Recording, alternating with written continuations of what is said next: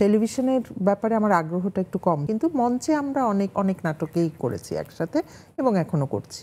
ডিরেকশনে গেলে কি মেয়ে অনেক করা হয়ে যায়? ভীষণ করা। আমি ফেরদৌসী মজুমদারকে নির্দেশনা দিচ্ছি, এটা তো অবশ্যই একটা ব্যাপার, আমাকে ভাবতে হবে।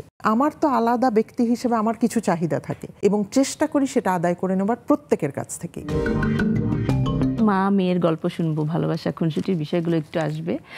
তার আগে একটু শুনি যে একসাথে অভিনয় করা হয়েছে নিশ্চয়ই, সেটা একটু জেনে নেই। এখনো করছি, নিয়মিতই করি, মানে মঞ্চে এবং টেলিভিশনে সব জায়গায় নিয়মিত করছি। এখন ও বেশি ডিরেকশনে চলে গেছে। আমি কখনো আগে দিয়েছি ডিরেকশন, যখন প্রথম দিকে আমি স্টেজে করতাম তখন ডিরেকশন দিই, কিন্তু এখন আমি অভিনয় করি শুধু, ও নির্দেশনা দেয়। আর সম্প্রতি একটি চলছে লাভ লেটার।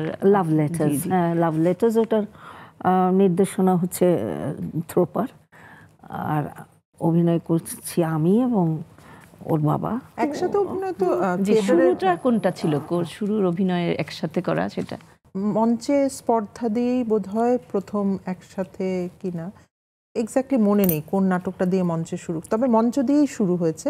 আর টেলিভিশনে পাথর সময় বলে একটা আব্দুল্লাহ মামুনের নির্দেশনায় একটা নাটক ছিল, খণ্ড নাটক।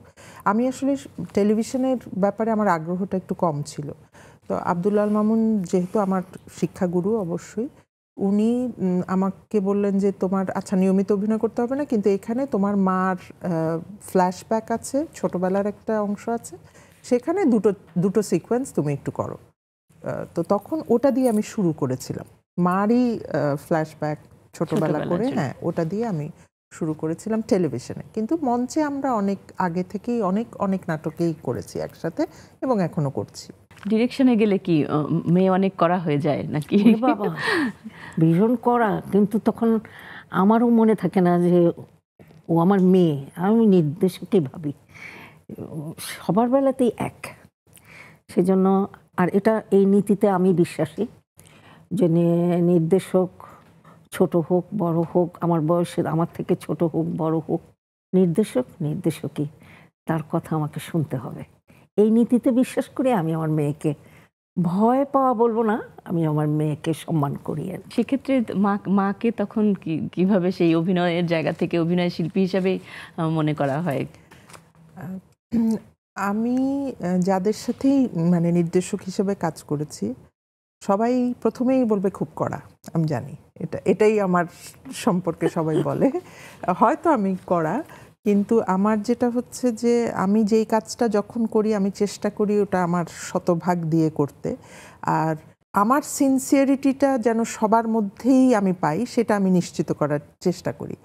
মার সাথে কাজ করার যেটা অভিজ্ঞতা, মার সাথে আমি নির্দেশনায় একাধিক নির্দেশনার কাজ করেছি, বাবার সাথেও করলাম লাভ লেটার্সে। ওনাদের যেটা সুবিধা সেটা হচ্ছে, মা যে কথাটা একটু আগে বললেন, যে মা কিন্তু আমাকেও, আমি যখন প্রথম নাটকে আসি আমাকে মা একটা কথাই বলেছিলেন যে তুমি যখন কোনো নির্দেশকের সাথে কাজ করবে, সিদ্ধান্ত নেবে, তখন তার সব কথা তোমাকে শুনতে হবে। হ্যাঁ, তোমার ভিন্ন কোনো মত থাকলে তুমি সেই মতটা বলতে পারো, কিন্তু সিদ্ধান্ত তার, এটা তুমি মানবে। আর যদি কোনো দিন মনে হয় যে কোনো নির্দেশক কম জানে, প্রথমেই সিদ্ধান্ত নেবে, তার সাথে কাজ করবে না। কিন্তু যদি তুমি সিদ্ধান্ত নাও করবে, তাহলে তারটা মেনেই করবে। তো একই কাজটা আসলে মা বা বাবা ওনারা করেন। হ্যাঁ, আমার কাছে আমি ফেরদৌসী মজুমদারকে নির্দেশনা দিচ্ছি, এটা তো অবশ্যই একটা ব্যাপার, আমাকে ভাবতে হবে।